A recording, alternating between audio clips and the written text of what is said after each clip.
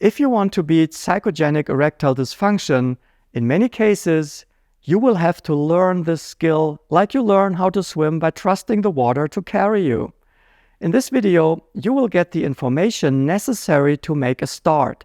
My name is Stefan Buntrock. I'm a board-certified urologist and sexologist. Just generally, I don't like the term psychogenic erectile dysfunction because there is something very stigmatizing about it. And in most cases, psychogenic ED is not linked to any mental illness, especially not in young men. And among the mental illnesses that cause ED, depression is the most common. By definition, we subdivide psychogenic ED into the situational and the generalized forms.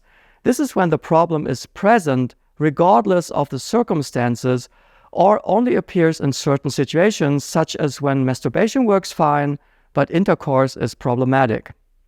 Just generally, before treating psychogenic ED, any organic cause has to be excluded.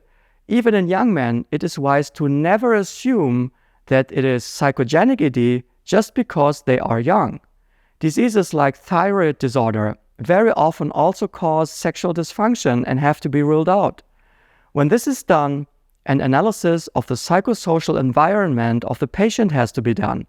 And as always, if there is a certain health condition that may be the cause, this has to be treated first.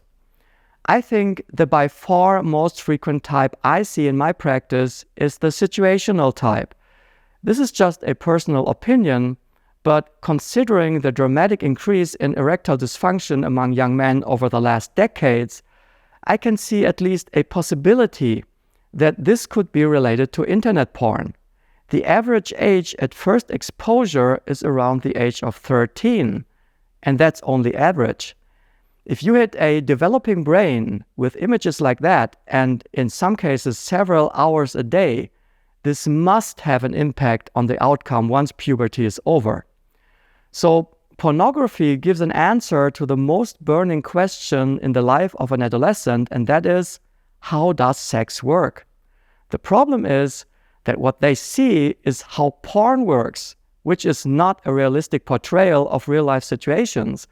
In my conversations at work, this has been a recurrent pattern in young men with ED. They feel they have to show off when it comes to sex. Problem is, when you leave your castle to accomplish a major feat and kill the dragon, this is when your sympathetic nervous system kicks in. If you haven't watched my video on erectile physiology, please do so after watching this video so that you understand the terminology I am using. So, what is the solution? You will have to re-educate yourself to eliminate the triggers that activate your fight or flight reflexes. Sex is not a competition. It is not a sport. Sex involves another person.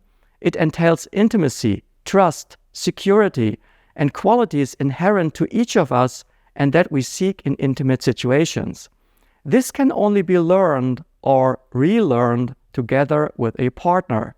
That's the good news, because you don't necessarily need any drugs, and maybe you don't even need a doctor for this. All you need is honesty. Honesty against yourself and honesty from your partner. If you manage to sit down and talk about your feelings and your partner's feelings, things may change. However, many times you will need a professional to ask the right questions. Psychogenic ED may also be unrelated to conditions surrounding sexual situations. Sex requires energy. If you leave all your energy at work, and I mean, today's jobs are very demanding, then you won't have any energy left for sex. It's as simple as that. So ask yourself, would it be possible to make changes in your life to reduce your stress level? Thanks for watching. Bye-bye.